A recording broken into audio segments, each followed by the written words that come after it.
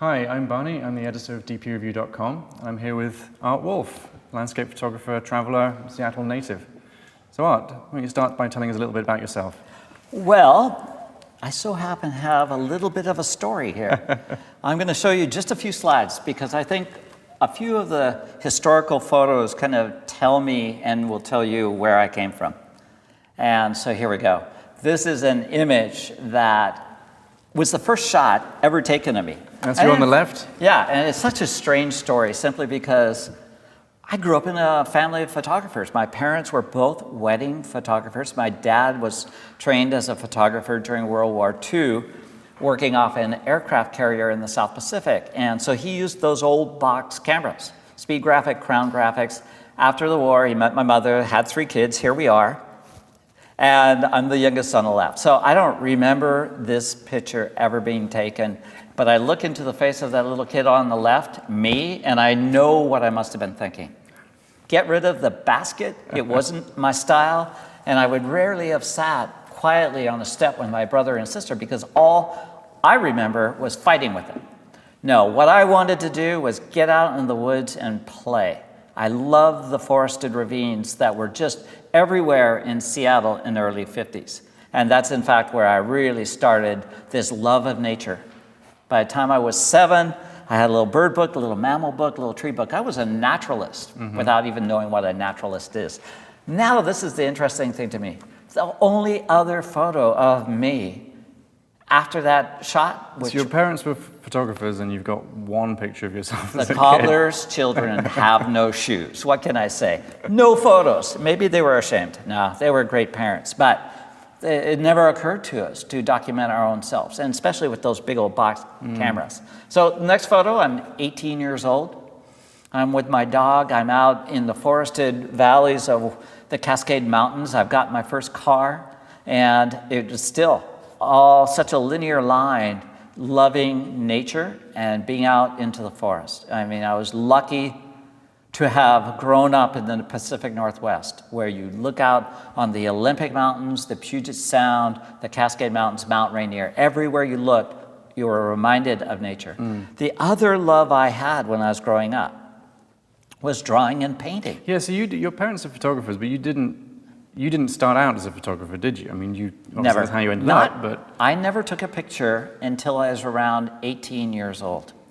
I thought, in fact, I would be a painter as an adult. My mom not only was a photographer, but she also took a correspondence course in art. Virtually everything comes through tubes in the mail, and she would have lessons and paint from the lessons, and I got my own little easel, and I started painting right along with her. And I then became the school artist in grade school, the school artist in junior high, and then high school. So all my training was towards 2 things: drawing and painting, and the love of nature, being out there in the woods. And so this is a painting that I did when I was around 13 years old. And I painted it for a teacher whose house was, I painted the black and white photo that she brought in, and I turned it into this painting, and I sold it back to her for $30 framed with glass. And at 13 years old, then I kind of made the association that I could make money from my work. And your parents, obviously, they were working photographers, they made money. Do you think was that it for them? That's exactly correct. That's exactly correct. I saw in my father and my mother independent businessmen. So they didn't work for Boeing, they didn't work for a big company, they were independent. And so it never was a great mystery that I would be independent as well. So I can't overstate how my early beginnings of love of nature and drawing, and as 64 years now, I'm doing basically the same thing. I'm really doing the same thing. I have had a very linear life. Here I'm now 20 years old. I've enrolled at the University of Washington, and I became a painting major. Now I'm in college, and in my mind, I'm going to be painting pictures for galleries, if I'm lucky, and continue that life of an artist. And yet, it was also at this time that I started climbing above the forested ravines of the Cascades and the Olympics, and right up into the snowy slopes of the mountains. And it was at that point where I enrolled in a climbing class, and I learned to belay, use ice axe, use crampons, climb the mountains properly. And that is when I was given by my parents a little Konica camera. Right, because my dad is a painter, and I became a photographer. I picked up his camera, and that's what I locked onto, was the photography, because I couldn't do the painting, I couldn't do the drawing. I mean, when did you feel like you'd made that switch from painting to photography? It was right during the college, because if you think about it, I was learning to paint in a fine art institution. I was being exposed to art history. I was learning about Impressionist painters. I started studying Matisse and Jackson Pollock and all these painters. And then on weekends, I was up in the mountains taking pictures. And what started initially as just documenting the climbs, showing friends and family where I was going on weekends, right. I started using the concepts of composition and the aesthetics and applying it directly into my photos.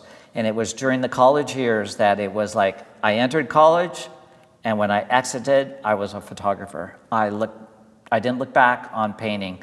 The immediacy of taking pictures, the creation of original compositions was what it was all about. Mm-hmm.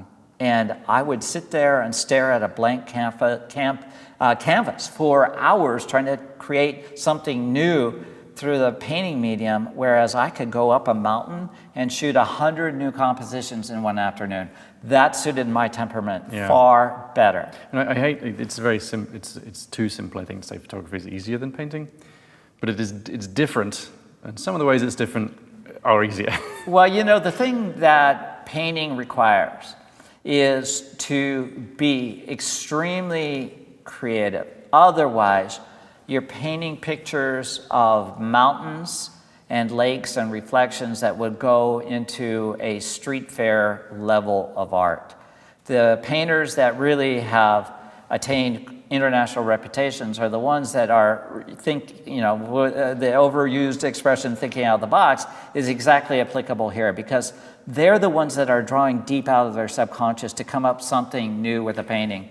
Right. And it's too easy as a painter just to paint pretty pictures and sell them into art galleries. And that was, in fact, my biggest fear. And it is also true with photography. You can shoot nothing but pretty pictures and they can sell on the walls. And in fact, that's how I started my photographic career. I started getting work up on the walls of REI, right. Eddie Bauer, North Face climbing shops, all the outdoor stores in Seattle. But they were all pretty pictures, and I was selling as making money. But as I matured, as I grew through my career, I started really dropping back into the world of art and the aesthetics, and everything I learned in the art world, I pulled forward into my photos. So who were your biggest influences, I suppose, from what you might call the classical or traditional art world? I was drawn to the Impressionist period.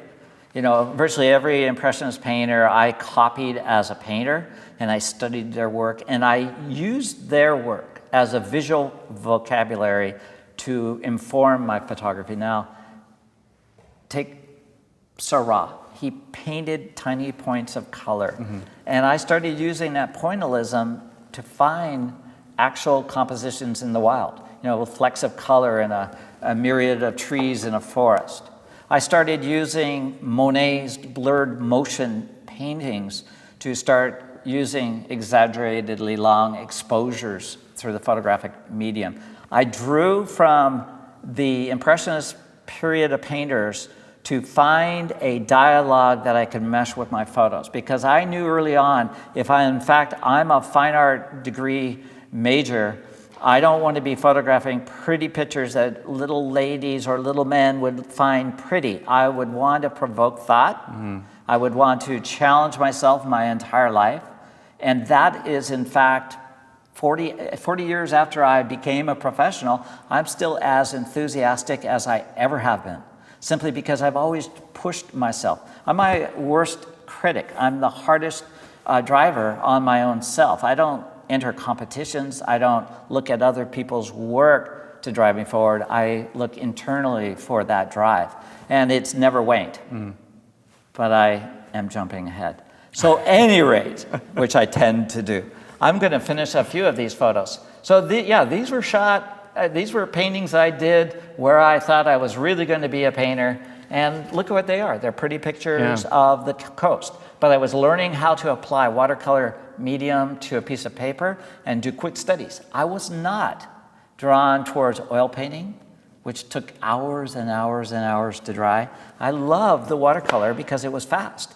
In 2 hours, the paint was dry. It was analogous almost to taking a picture. I love the fast, quick study, watercolor study, and I loved taking pictures simply because I could just move through an environment. So do you prepare, I mean, this is skipping back, it's a long time, but do you prepare for photography in the same way you used to prepare for paintings? Go to a place, think, I'm going to get something out of this space specifically? That's a great question, and the answer is yes.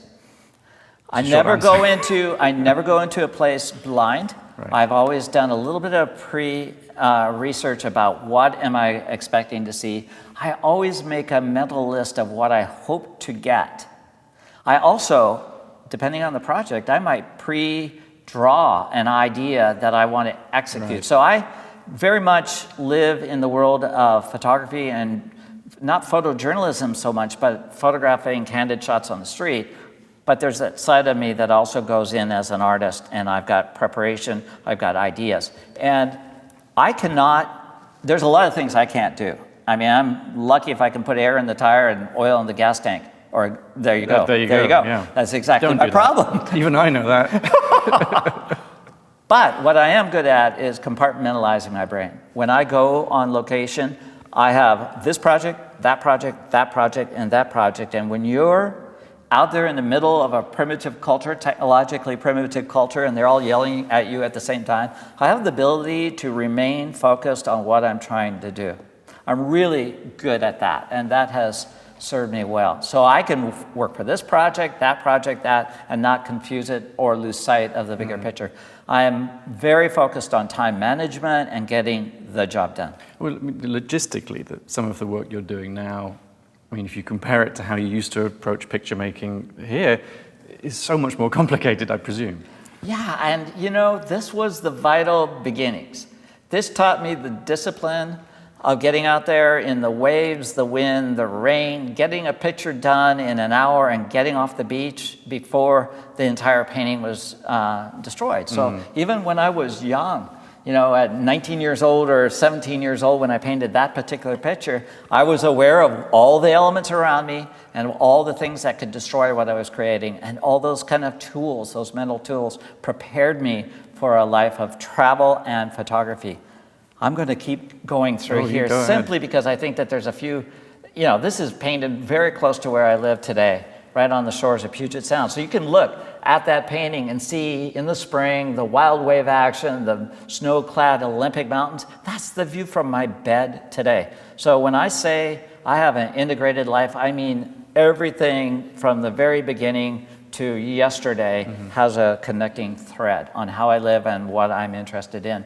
And this is during those college years when I started getting into the climbs with ropes. At this point, photography was very much, this is what I did today. These are among the first shots. That was actually shot, I believe, with a Brownie Fiesta camera, which was a completely plastic camera. And I had to have been around 19 years old. And this is a documentary. This is what I did today. This is where I'm going. This is what happened. Just to show my mom, my father, my friends that did not go into the mountains. They wanted to know where I was on weekends. And so I thought, all right, I'm going to show them. And over the years then, when I graduated from college 7 years later, I was now in the world of photography and mountains. And eventually I was invited to be expedition photographer on the first expedition allowed into Tibet by the Chinese government and up the northeast ridge of Mount Everest. So how does that happen? I mean, was there someone who was pivotal? That's a great question. One of my high school friends' father worked for Boeing. Right. So we were then allowed to attend a Boeing climbing class, which got us into the Boeing Camera Club. And so the association with people 10 years older than us that were into climbing and taking pictures was immediate. So we were the youngest ones ever allowed into that class. And those same friends that I met right out of college became the friends that went on this expedition. Right. And so there I was in Tibet in the winter of 1984, first Western expedition into the mountains. I didn't go to climb Mount Everest. I never had that dream as a boy, but when I was in high school, I studied maps, I studied history, I knew all about the Cultural Revolution. I wanted to see Tibet. I wanted to see this part of the world that nobody really glanced into all during Mao's time in power. So I went to see Lhasa, and I went to see what the Tibetans were like. And if I had to then stay on Mount Everest for 3 months to do it, I was willing to do that. So when I was a kid, I used to collect National Geographic magazines. That was what I wanted. In my head, that's what I wanted to do. Just because of the spaces and the mystery of these places that I really wanted to go to, but had never been to, and will probably never go to. And you were young here, right? I was young. I mean, well, this not must that have been young. a dream come true. Well, this is now, I've flashed forward between I graduated from the University of Washington in 1977. This is now 1984. So those 7 years were developing connections with the climbing world and climbing everything from Kilimanjaro in Africa to all the volcanoes of the Northwest and in Alaska. So I was now pretty much a climber with a camera. So were you a business at this point? I mean, Yeah. you were setting up. Yeah, right out of college, I got a little business license and started selling work at REI and Eddie Bauer. So I got photos up in front of people. Right. And if you live in Seattle, you go to REI. And so people could not help but walk by. For the benefit of people who don't know, this is a huge outdoor yeah, it's an international, well, it's a national chain of outdoor gear, climbing gear. And Seattle and Denver were kind of the center points of the climbing community in North America. So again, lucky to be here in Seattle. Not only the natural history, but the like-minded people that love the outdoors. And those were the people that were ultimately buying photos early on of Mount Rainier, or bears in the forest, or owls, and any of those kind of natural history things I was selling on the walls. Right.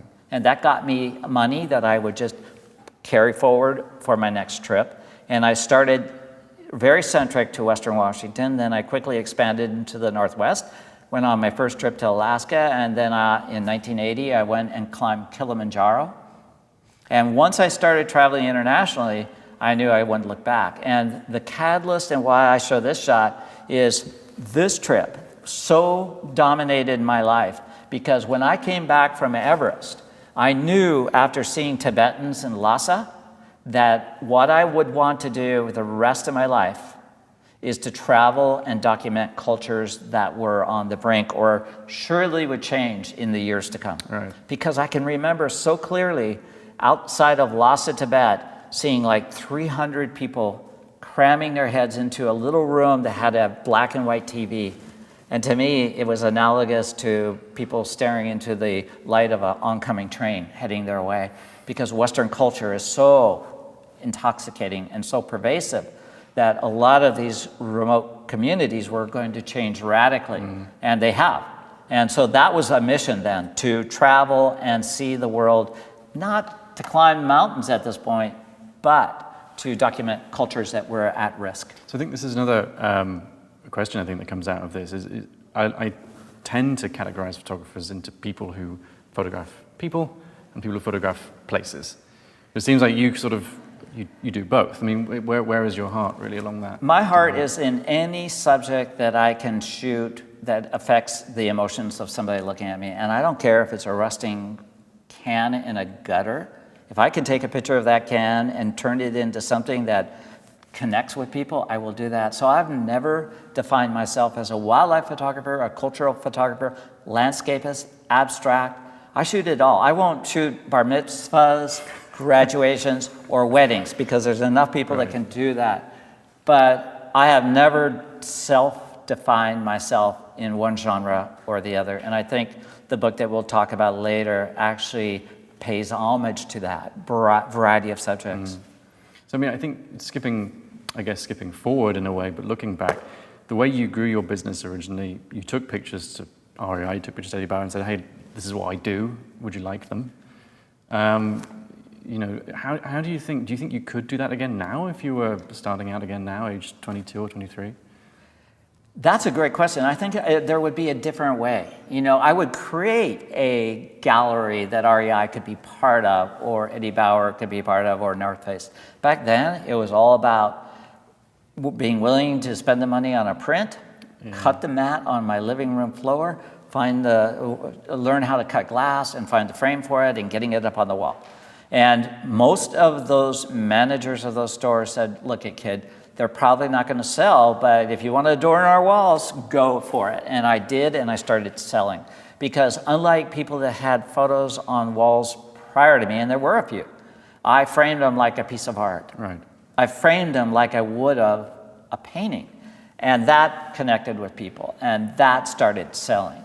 But today, you know, if I was just starting out, I wouldn't even think about adorning the walls of any kind of building. I would look to the internet to create the world's largest gallery. That's what I would do with that. So how do you use, and this is skipping ahead a little bit, but how do you use the advances in technology that have occurred throughout your career? How do you use the internet now? How do you use social media now? Oh, there's so many things. I mean, in anyone's life, yeah, there's benefits and drawbacks. The drawback, well, let me just concentrate on the benefits because, sure. you know, looking in a negative way is not my modus of operation. I always look at the benefits. The benefit of living today is simply put, if I've never been to a place in southern China that I've always wanted to go, I can go to Google Maps and scan over it and find photos that pop up of an area. I don't have to go there and discover it on my own. I get a sense, all right, I see what's there, and I see that probably this person is just a traveler that took a picture and it's connected, but I see the potential. And once the internet started happening, I can remember 20 years ago, or at least 15 years ago, saying, all right, I want to go to Sumatra, I want to photograph orangutans, so let's get it on the internet. It was brand new at the time. So my weakness is looking back chronologically with any clarity. I let go of things really fast in terms of time. You know, I don't know if it was 12 years ago or 10 years ago. I simply cannot remember. But I do remember thinking that if there's an entrepreneur in Sumatra, Indonesia, that guides people to orangutans, I'm going with that guy because he's got enough together to create a website. At a time, nobody had websites. So that's how I first started using the internet. I found guides, and prior to that, you would be calling all your friends that you think might have gone there, or you would go there and you waste 2 or 3 days trying to find the person on your own. I hate wasting time. I hate twiddling my thumbs. Time's critical, and so I never would arrive in a new location without having somebody meet me at the airport and be ready to go. And so the internet has all along the way provided services. It's enabled us to see before we go, to connect with people before we arrive. That is just one facet of today's world that we didn't have in the past. I can remember doing stories for Smithsonian Magazine or National Geographic where you would have to spend weeks and weeks and weeks, long distance calls, broken static lines, trying to ferret information before you would invest the time to arrive, because you surely could not screw up once you're on location. You could not come back with a story. So it was long, exhaustive pre-planning and communication. Today, it's the internet. Today, you pick up the phone, email somebody, and you got an instant answer. I mean, it's shrunk the world.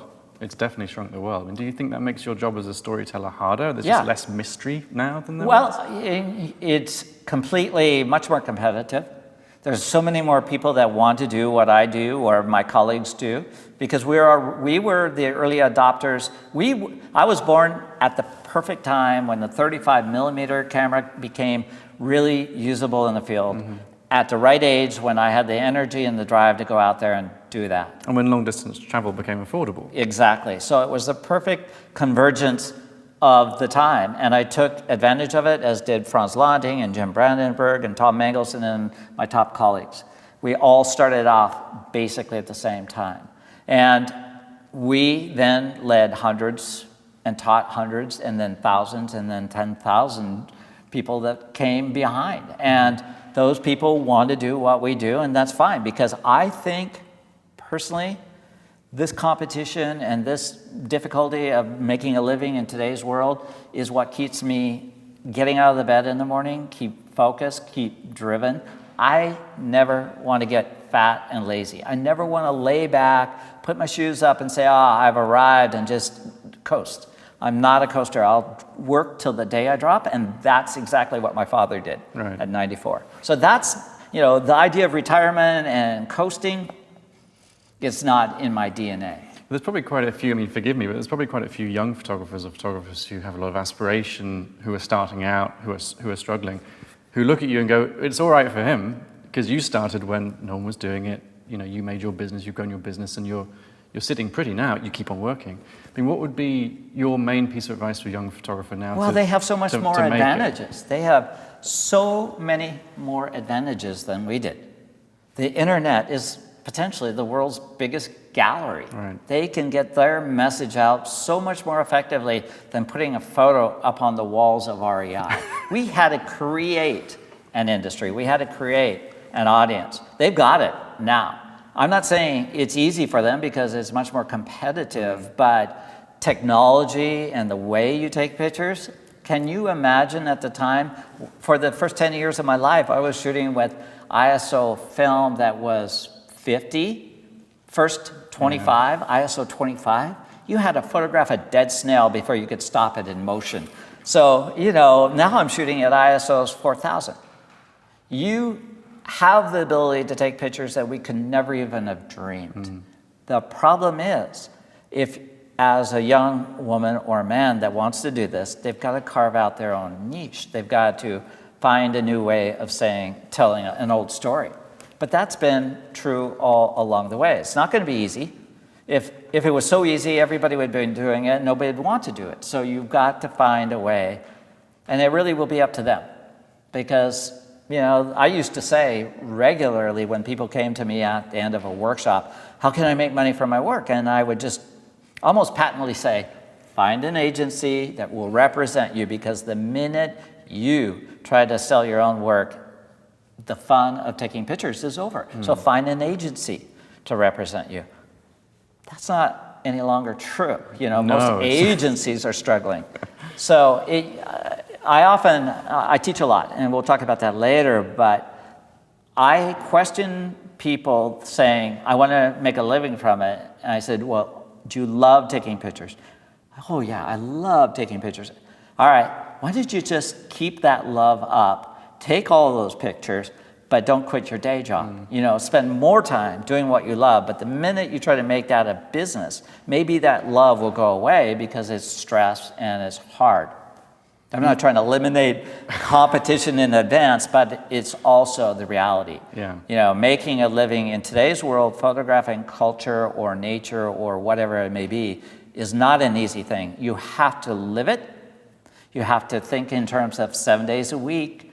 It was funny. For years, we would bring in interns. And some of the first things that would come out of a young intern's mouth, okay, what should I expect to make the first year? What are my hours? It's like, what? I don't even know that myself. If you're going to do this for a living, think of it as your complete life. Let go of the ideas of having vacations and let go of all those kind of concepts. Do this completely. It's a life. It's not an occupation. It's a life. So do you think in a way, it sounds like things might have swung back a little bit to how they were when you were starting out now, where the individual without representation but a strong work ethic can actually carve out a niche without agencies, without representation? Absolutely. Today's world is anybody's oyster as long as they are driven to do it and approach it smartly. So we mentioned, just going back a tiny bit, we mentioned digital photography, and how you can shoot now at ISO settings that you could never shoot before, capture motion you could never capture, and go into places you could never have gone and come out with an image.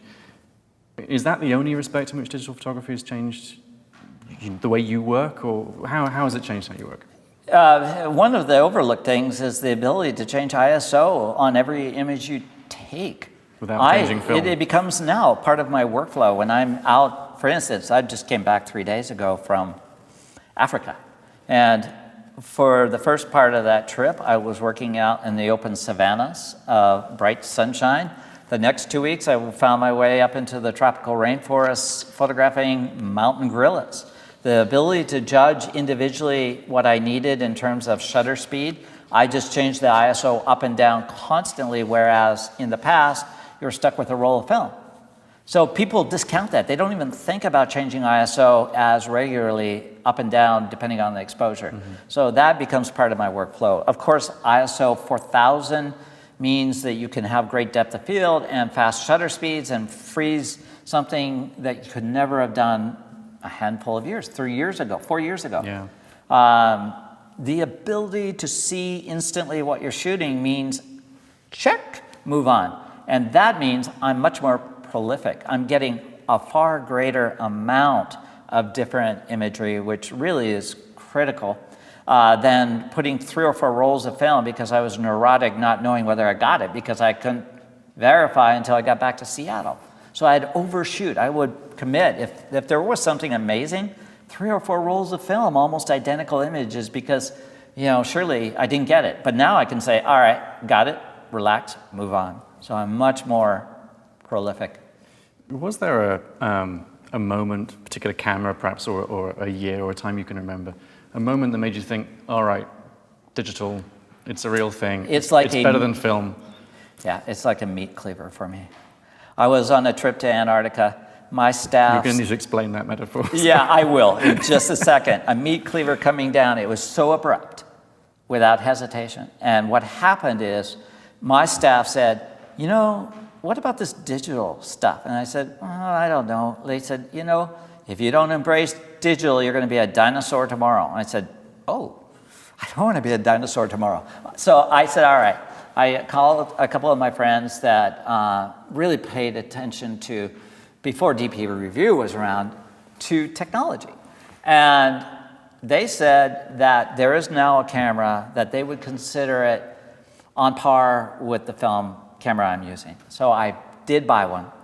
And I was on my way to Antarctica. I brought 500 rolls of film, 500 rolls of Fuji 100 film, my film camera, and this little laptop, and I didn't even know how to turn on a laptop, quite honestly, and a hard drive and connections and blah, blah, blah, blah. And so you leave South America, and you start crossing what they call the Drake Passage on the southern end on your way to Antarctica. And about 4 hours into the journey, it was gray, it was raining, and I had nothing to do. So I went out and took the first digital click of a camera of little water droplets on the railing of the ship.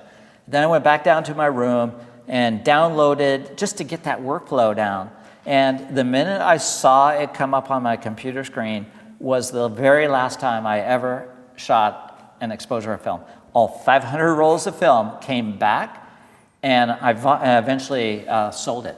So I never looked back. It was the immediacy of seeing what I had just shot seconds before. That was what it was all about. And when was that? What camera was it? Do you remember? It was a 12 megapixel camera, so I don't even remember. Again, names of cameras, all those 1D Mark IIs or 3s, or forget about it. They should call them like Oreos or something I can remember. But it was a 12 megapixel camera, I do know that. The 2014 Oreo. Yeah, exactly. So DPReview has actually been around for a long time. I mean, from when cameras were still sub 1 megapixel. And I remember before my time on the site, but 3 megapixels, 4 megapixels, that was around the time when people started saying, you can make prints off these things. And now you're looking at 24, 36. I mean, how do you shoot now? Presumably it's predominantly digital. Only digital. Medium format and full frame? Yeah, I mean, we're living at a time where the 35 millimeter digital cameras are moving into the medium format world. So it's all good. I mean, I teach classes regularly, and some people are so pessimistic, and I said, no, this is a great time. This is a great time to be a photographer. We have the ability to travel around the world. We have the ability to take pictures we couldn't have shot before. You couldn't even have visualized shooting on the margins of the day. Now I'm shooting not only stars, but the Milky Way in all its glory. I couldn't have done that before. The only way you could have shot stars with such clarity was having a device that you put the camera on and it would move slowly with the stars as it was exposing, but you couldn't have anything in the foreground. You couldn't have a tree because they would have been out of focus because the camera was moving. So, and that was just a handful of years ago. We live at a great time, seriously a great time. So where do you, I mean, you've been doing this for a long time. Where do you go for inspiration? I mean, there must be times when you just think, I don't want to do it anymore. I can't think of anything to photograph. Do you? Or no, never. Is that not a problem? Never. I think I was born to create. I was born to never sit around. I never work out, but I'm not overweight because I'm always moving. I drive people nuts. Are you kind of getting there now? No, I just love moving, and I've always loved creating, and we love the feedback. You know, it's the reason writers write and poets write and sculptors sculpt. We love affecting the emotions of the people that are our audience. That's what it's all about. And so where I go for inspiration is into my library or into my garden. I have a great garden that I've worked on for 30 years. I have a great old house that's not extraordinarily expensive, but it's filled with memories from where I've traveled. The minute I'm home, I am home, and it is filled with inspiration. I also believe that the human psychology is to be protected. And so I don't expose myself to negative people. If they start getting on a downer, I just walk away. Seriously, I do. I have no time for all the pessimistic people on the planet, nor negative images or negative stories. So I keep myself really protected about that, because I think the line between sanity and insanity is pretty easily crossed, and we all do. So I think we do cross over lines of where you just lose it, and I try to pull that back really quick. And so I am surrounded by great things, and I draw inspiration from just working in my bonsai trees, working in my house. I have a huge library of other people's work, and I'll look through that for inspiration, not to copy, but to find something within somebody else's work that I can move into my own world. Because we all, and as long as man has walked upright, cave artists inspired other cave artists. All the Impressionist period painters all knew what the other ones were doing, and they were borrowing and moving it forward in their own work. So we all draw from the inspiration of other artists, other creators. And I do. And I know I've inspired a lot of other people as well, and that's the way it should be, actually. That's how cultures evolve. So one of you, I mean, the project that comes to mind most obviously to me when we talk about the influence of particular artists on your work is probably the human canvas. I mean, how did that come about? There's obviously an Escher influence there, I think. Well, there was a little bit of that. Where I got influence was focusing backward into my own past. If you live long enough, you've got enough history, you can actually double back and look at earlier works for inspiration. And so early in my career, after I left Everest, I had this renewed interest to go to the world's most remote tribes. Now I had been into the mountains of Tibet and the Himalaya. I had photographed herders that had never virtually seen a Western person in their life. I love that point. To know that in the year 1984, I could be in a village of people that have never seen an Anglo-Saxon was cool. I love that fact. So I went after Everest into the deepest part of the Amazon. I went into the outback of Australia, into the deserts of Africa. I went into the Sahara. I went everywhere, photographing traditional peoples. And it was a book called Endangered Peoples, published by the Sierra Club and sanctioned by the United Nations. Then, during the course of working on that book, I saw how traditional people adorned themselves during ceremonial occasions. And so that led to a book called Tribes, where it was just in your face. In fact, I have some photos of it. Let's take it. Go to the pictures. This is That's your garden? Yeah, this is my garden. This is what it's become. I'm in it constantly. If I'm not in the office or traveling, I'm working in the garden. And that's the old house that was covered in English ivy. And the house is filled with things I've collected from, all around the world. You're welcome, by the way, for the ivy. You're welcome. You can take that. Okay. English ivy. You gave us both starlings and ivy. Thank you so much. At any rate, so I love traveling, and this is that book I was talking about, Tribes, which was really in your face. You know, I wanted the people that looked into my camera, therefore, to look in your eyes, so you felt a little bit of the emotion of the moment.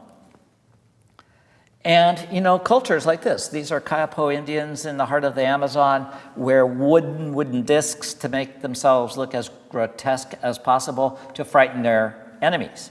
And so that as a style was no longer being adopted by younger members of the tribe. So I knew very much, I was documenting... So it's disappearing. Yeah, I was documenting disappearing cultures. And with the idea that there's a value of knowing what was once. In my lifetime, maybe there'll never be another one. And so I wanted that visual record. You know, if my entire being was just to put pretty pictures on the walls, I think the thrill of that would quickly wane. And so over my lifetime as a photographer and as a speaker and as a human, I have become more and more environmentally a spokesman. I have been an advocate of indigenous cultures. I have used my photography as a pulpit in many ways, as obligation. Migrations was inspired by Escher. You bring up this Dutch artist that lived in the 1800s. And so that was a book that really was Escher-esque. And I did a lot of aerial work because it was a book of patterns. And that was what basically Escher did. But that over the view look then that I created with the migrations, I started adopting for cultures. You know, getting above and looking down and abstracting. So all along the way, I think that sense of art, design, and everything I learned during 7 years of art training, I apply forward into my photographic work. I mean, this looks like a flower. It looks like a dahlia, Right. a dahlia at first glance, and yet it's 60 monks in a monastery in the outskirts of Kathmandu, Nepal. And did you set that up? Does that come from a sketch? Yep, I sketched that out, and I would ask the head monk that I wanted to take real monks in their real monastery, but change it a little bit to create something more abstract. And I said, what would it take to do that? And he said, well, the monks have these really old gray hats. I said, how much is a hat? And he said, $3. Is there a place I can buy 60 hats? He said, yeah. And so everybody got a brand new yellow hat, and they would have done anything at that point. So I'm pragmatic, you know. I've got the eye of a modern artist, and of course I'm going to be criticized by this. It goes part and parcel with the territory. For controlling. Oh yeah, for not shooting a candid shot or altering maybe what their behavior would be. But I would then draw an analogy between Andy Goldworthy, this Scott artist that uses stones and leaves and icicles for creating artwork. And I'm just basically doing what Andy Goldworthy is doing with willing participants of culture. Rather than using elements of nature, I'm using humans. So you're not obsessed with the idea of going in there and not controlling, not touching anything exactly as it was when you saw it. That's not a priority for you. It's not a priority on this particular project. Right. There are other shots where, yeah, without having any influence, you're silently observing and taking candid shots, and that's dependent on the project. Right. I shoot both. I shoot both and make a case for it. These women were in Rajasthan at their village site, and there were these beautiful adornments on their floors and on their walls, which is part of their culture. And I just had all these women scoot up around that medallion, and then I shot it from above. So I'm abstracting the culture. They're the real people in their real village. The only thing I've changed is the positioning, and I've made it more stylized.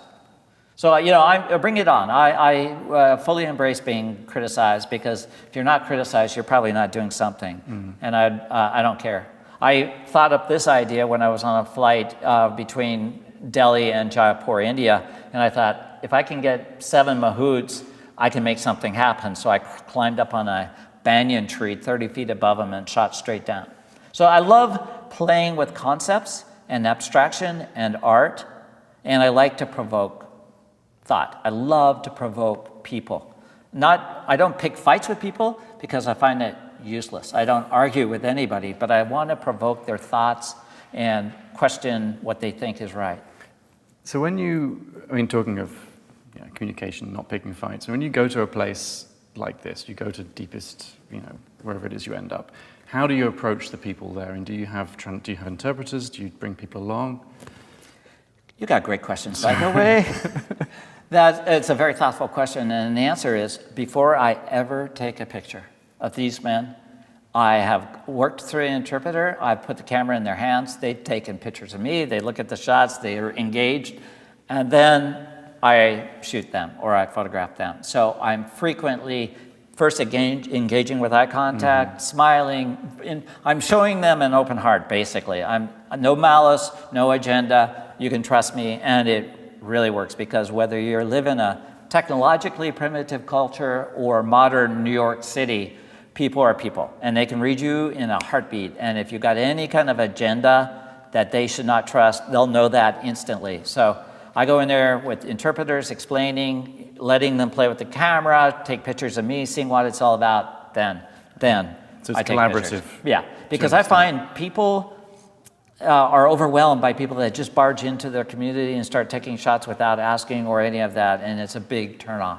So I try to teach that in the workshops I conduct, and I teach by example, and I get great results with people, because they'll do anything as long as you bring them on board. This is a prime example of taking the Andy Goldworthy, but the human canvas concept, and working with a primitive culture.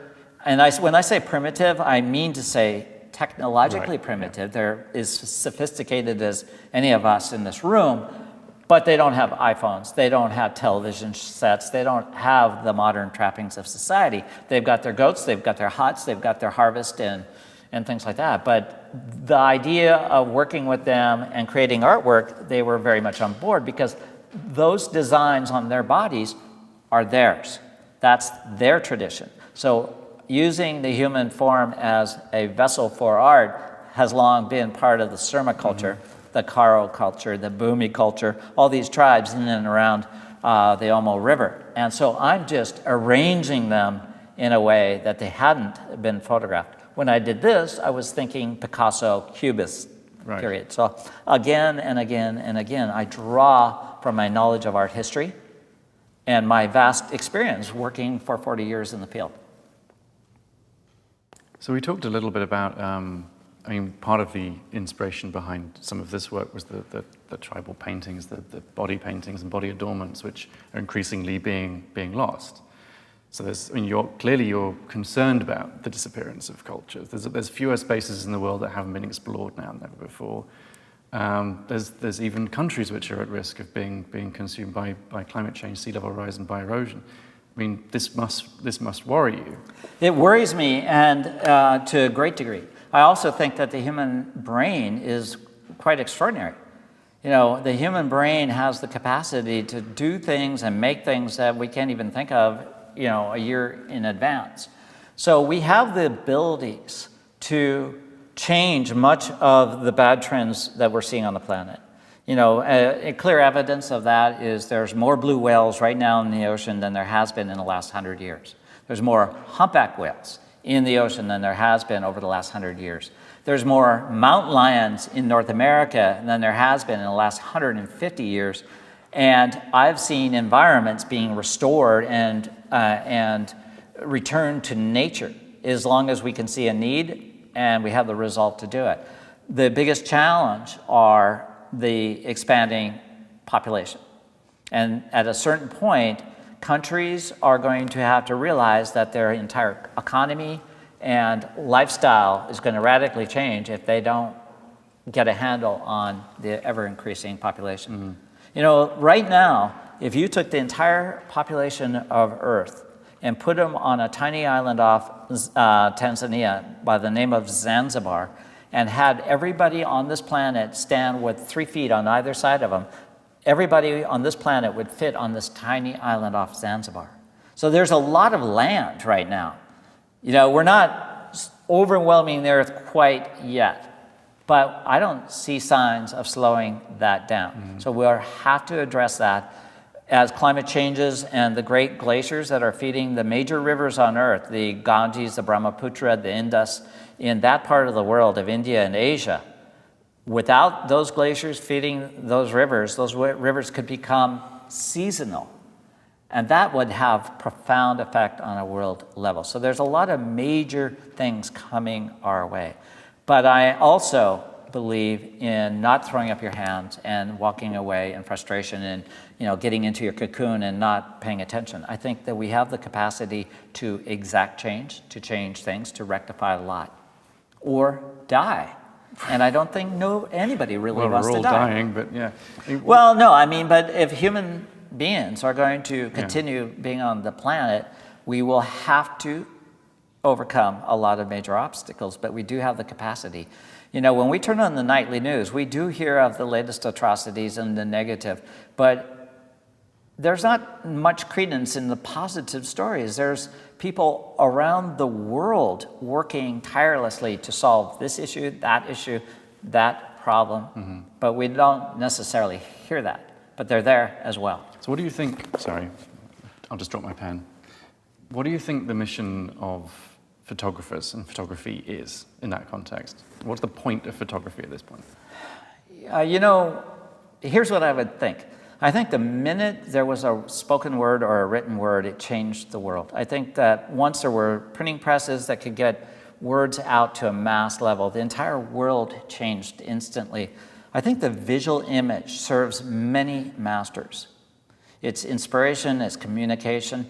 I use photography to inspire human beings.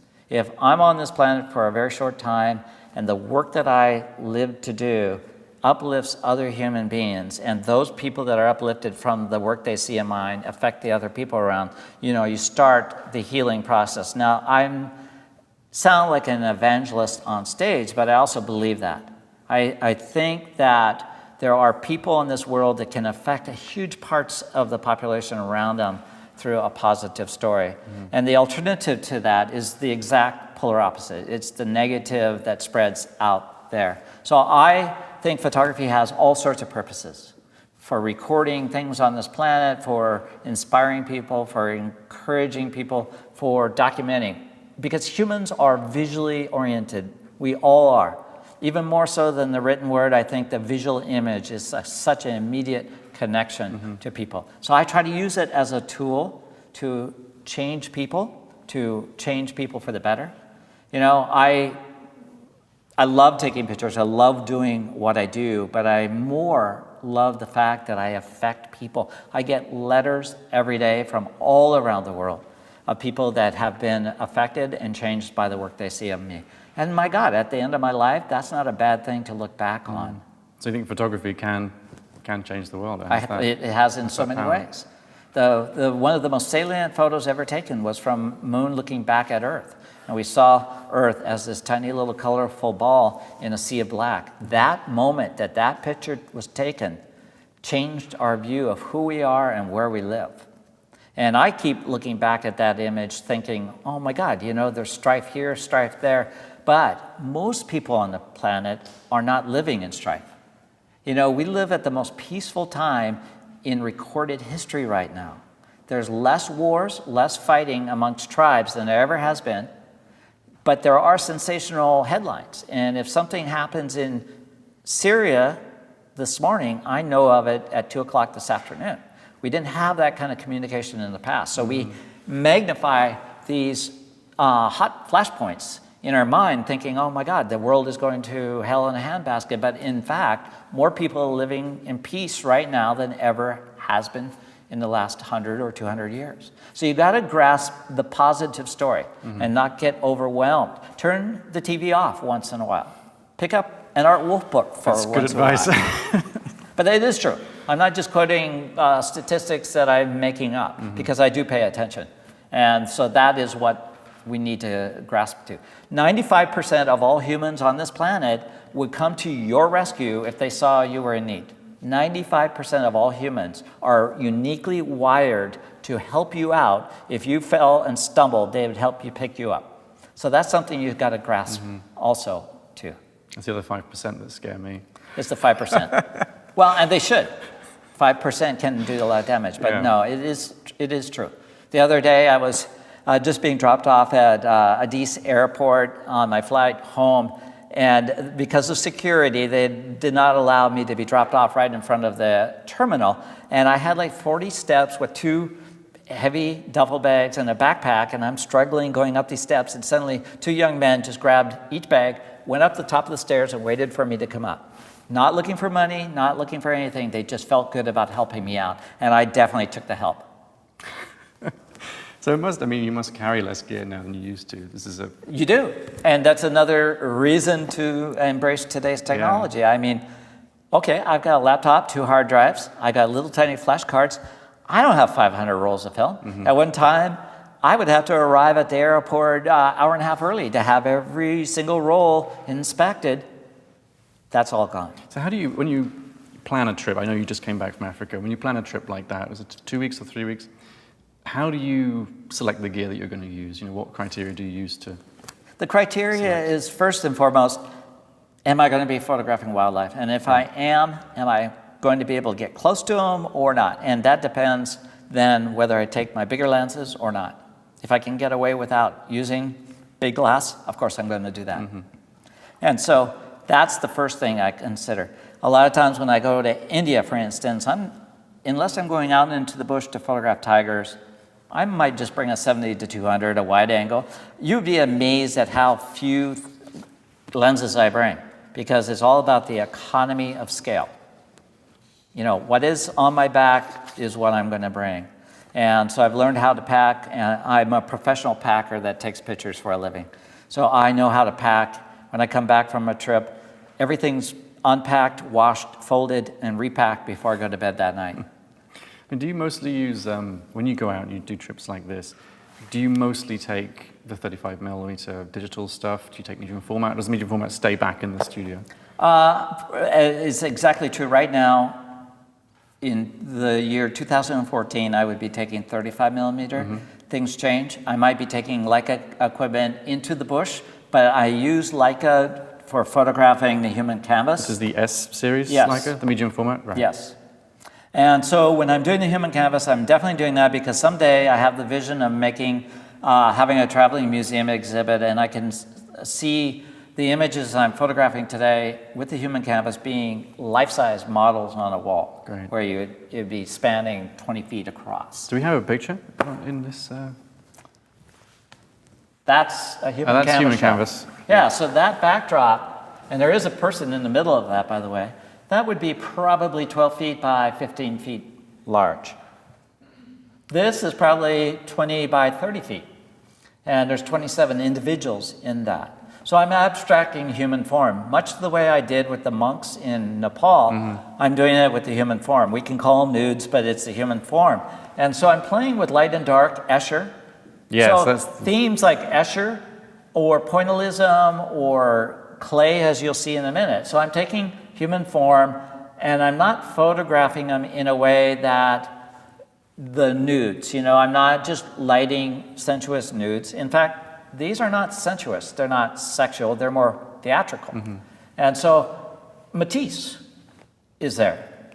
And clay, which I often use textures as part of my natural history, I'm incorporating and meshing the human form into the environment around it. So again, it's surprising, it's entertaining, and it's a new way of looking at the human form. Jackson Pollock. So there's people in there as well. There's 3 people in that. I can just make out. So I just love having people discover the subject. And I think this is one of my favorite, where that person is just coming out of that crackled background. And the fact that he cannot open both eyes equally gives it an unnerving stare. And I love the power of that moment. So is this, not to get too technical, but these are meant to be viewed big. They are. The people in them are meant to be viewed life-size. That's right.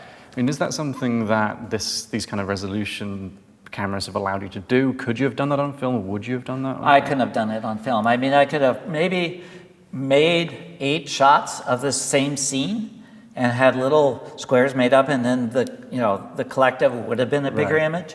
But no, I could not have done this with film. Maybe an 8 by 10. Yeah, 8 by 10 or 11 by 12 I could have done. But this is part of it.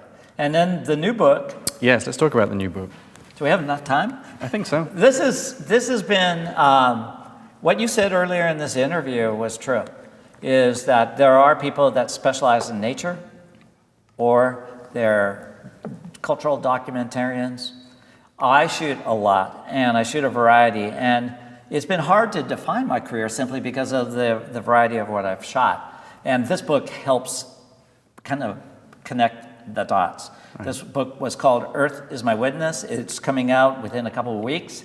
And it's all about what I'm about, of inspiring people, going to the world's most dramatic landscapes on Earth, from the Saharas, the Himalayas, the Andes, wherever it may be. I've been on the top of Mount Etna as it's exploding, and out into the deserts of Africa and photographing the Milky Way. So all inspiring landscapes, all inspiring wildlife, the megafauna, the most charismatic animals throughout the world. This is a look back over 40 years, but in fact, it's largely been shot over the last 3 years with new digital technology. There are photos in the book I could never go back and get.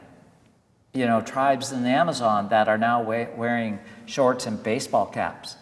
But most of it is still out there. You know, the bears are still out there. I'm just shooting them better with better technology. And this is a classic shot. Here's a mother with 3 cubs, and I'm using great depth of field, you know, f20, to be able to get all those eyes of all those bears into focus. 3 years ago, I wouldn't have had the higher ISO camera. I would probably shot that at, you know, f8, got one line of eyes in focus, and the others would have fallen out. So there's a clear case in point where technology has advanced so quickly, it enables me to shoot shots I couldn't have shot. Or freezing the moment and follow focus. You know, the cameras are becoming so sophisticated. I'm not I mean, can you imagine for the better part of my career, it was all hand focus, you know, determining the exposure, all those kind of things. And yeah. We're spoiled now, aren't we? Well, I'm glad I had that training of what I knew it was, because I enter the world of digital photography appreciating every day. And because I knew what it was like. It was impossible, actually. So I love taking shots that I wasn't able to get, because if all I was doing was replicating what I had shot in the past without any difference, then it would hardly be a motivating factor. So positive, negative space, I talk about in the books that I teach, or this was photographed in New Guinea in April. And so I love, you know, different angles. All my tricks are really playing out on the pages of Earth is My Witness, but it's a look at culture, it's a look at landscapes and wildlife for 40 years. So if someone who's just starting out, who's in your position, however many years ago it was, who's trying to get started in photography, picks up your book, what do you want them to take from it? I want them to know that there's a huge world out there to explore. I think at the back of the book, we have an amazing amount of notes that talks about what I was using, what was the circumstance. They will learn from that. But I want people to be inspired. I am inspired by the books I own, the programs I see. I go to movies all the time for inspiration. So look at this book and feel inspired and go out and find your new vision. Great. You know, we do live on a great planet. And again, if you just kind of get into a routine of watching the same programs or the news, you think it's really homogenized into a very shallow world. But there are people to this day that are going out in the middle of the Sahara, cutting blocks of salt out and traveling south by camel caravan to Timbuktu. There are lions out on the plains at this very moment hunting Cape buffalo. There's tigers living in the heart of the second most populated country on earth, catching deer, tigers. So there's a lot of things out there going on. It's not over. There's a lot of things happening. A lot of and pictures. so I think this book is a reminder of that. A lot of pictures still to get taken. Oh, of course, there's a lot of pictures. And I think this photo exemplifies when I want to make a mental connection with my audience. I want them to feel that connection with other cultures. So we're offering a discount code to DPReview readers, is that right? Yeah, I mean, people can come to our site and get discount on the latest book, any of the seminars we do. Whatever we're involved with, we're offering a discount for DP reviewers. Of course we would. Great. Well, thank you very much, Art. That was a lot of fun. Thank you. Thank you. And thanks for watching.